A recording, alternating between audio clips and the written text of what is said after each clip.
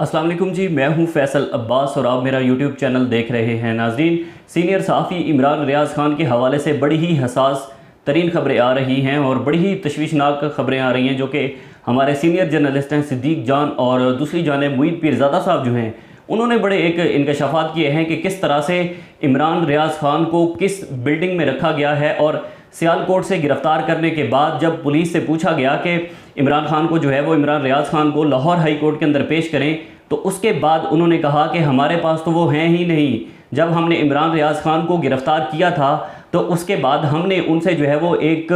बयान रिकॉर्ड करवाया था और एक हलफ लिया था। उस हलफ के बाद हमने इमरान रियाज़ को जो है वो यहाँ से छोड़ दिया है और अब हमें नहीं पता कि उनको कहाँ पर रखा गया है। लेकिन मुईद पीरज़ादा साहब हैं, आपको पता है कि बड़ी हसास खबरें देते रहते हैं। उन्होंने रात जो है वो बड़ा एक इंकशाफ किया है कि इमरान रियाज़ खान को लाहौर की किस बिल्डिंग में रखा गया है। और इस हवाले से जो इमरान रियाज़ के वालिद साहब हैं, उनके हवाले से भी ये खबर आई और उन्होंने भी अपना एक वीडियो पैगाम जारी किया, जिसमें वो कह रहे थे कि मैंने क्योंकि अपने बेटे को जो है वो हक और सच की बात करने के लिए कहा था, तो इसलिए मैं अब उसे नहीं रोकूंगा कि तुम जो है वो कोई और बात करो। तो इस हवाले से मुझे इस बात का खौफ है, मुझे इस बात का डर है कि कहीं उसको जो है वो जान से ना मार दिया जाए या इमरान रियाज़ को जो है वो कहीं उस पर तशद्दुद ना हो। तो ज़दों को करने की भी खबरें आ रही हैं, तशद्दुद की खबरें भी आ रही हैं, और किस बिल्डिंग में रखा गया है ये बड़ी इंपॉर्टेंट बात है। अच्छा, अब लाहौर हाई, जैसे इमरान रियाज़ खान को वहाँ से गिरफ़्तार किया गया था तो उसके बाद लाहौर हाई कोर्ट ने जो है वो कहा था कि आप इमरान रियाज़ को पेश करें हर हवाले से। लेकिन उसके बाद जो है वो पुलिस ने कहा कि वो हमारे पास नहीं है। तो अब सोमवार का टाइम है, लेकिन उससे पहले मैं आपको बताता हूँ कि मुईद पीरज़ादा साहब ने क्या कहा है और इस हवाले से वो क्या कहते हैं। अच्छा जी, वो कहते हैं कि ट्विटर पर बहुत ज़्यादा खबरें चल रही हैं कि इमरान रियाज़ को जो है वो उन पर तशद्दुद किया गया है, उनको ज़दोकोब किया गया है। इमरान रियाज़ जो है वो इस वक्त कोमा में हैं। उसके बाद वो लिखते हैं कि उनके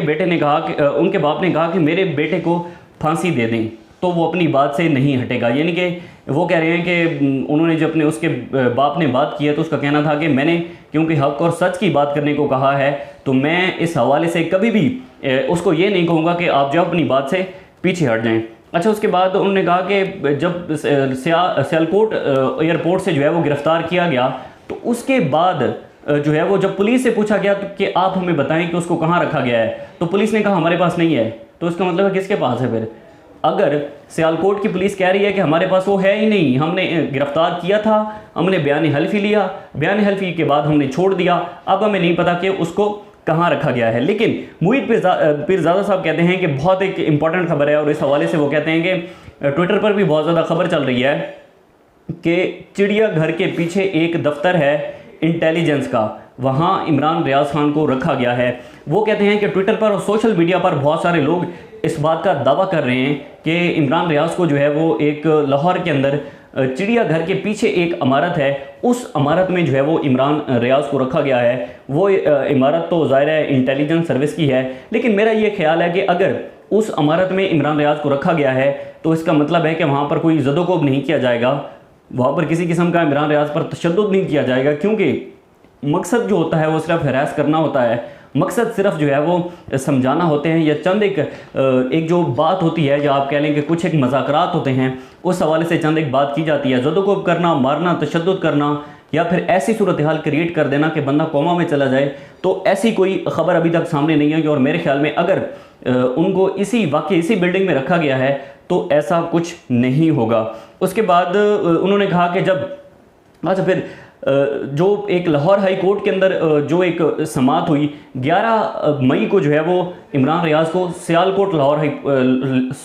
एयरपोर्ट से जो है वो गिरफ़्तार किया गया, और उसके बाद 12 मई जो है वो एक लाहौर हाई कोर्ट के अंदर उनके दोस्तों ने एक पिटिशन दायर की। उस पिटिशन पर जब समाअत हुई तो उस वक्त जो चीफ़ जस्टिस हैं लाहौर हाई कोर्ट के, उन्होंने अमीर भट्टी साहब, उन्होंने जो है वो कहा कि आप हर हाल में आफ्ताब इकबाल और इमरान रियाज़ को आज 2:30 बजे जो है वो प्रोड्यूस करें। अच्छा, उसकी समाअत के बाद जो है वो 11 बजे समाअत हुई, 11:30 बजे समाअत हुई, फिर 2:30 बजे तक जो है वो समाअत के अंदर वक्फा हुआ। उस समाअत के बाद आफ्ताब इकबाल को जो है वो लाहौर हाई कोर्ट के अंदर पेश कर दिया गया, उनको प्रोड्यूस कर दिया गया। वहाँ से आफ्ताब इकबाल को तो रिहाई मिल गई। आफ्ताब इकबाल के ख़िलाफ़ जो भी मुकदमा था या जो भी एक ज़ाहिर है बोगस किस्म के ये मुकदमे होते हैं सारे, ये जो बातचीत फैलाई जाती है, तो उनको वहाँ से छोड़ दिया गया।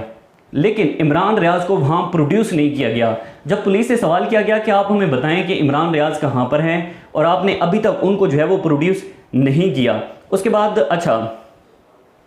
आईजी पंजाब डॉक्टर उस्मान अनवर जो हैं उन्होंने कहा कि हमने 3 MPO के तहत उनको गिरफ्तार किया था, जेल भेज दिया। उसके बाद इमरान ने अपना बयान हल्फी रख के दिया और हमने उसे रिलीज़ कर दिया। 3 MPO के तहत जो भी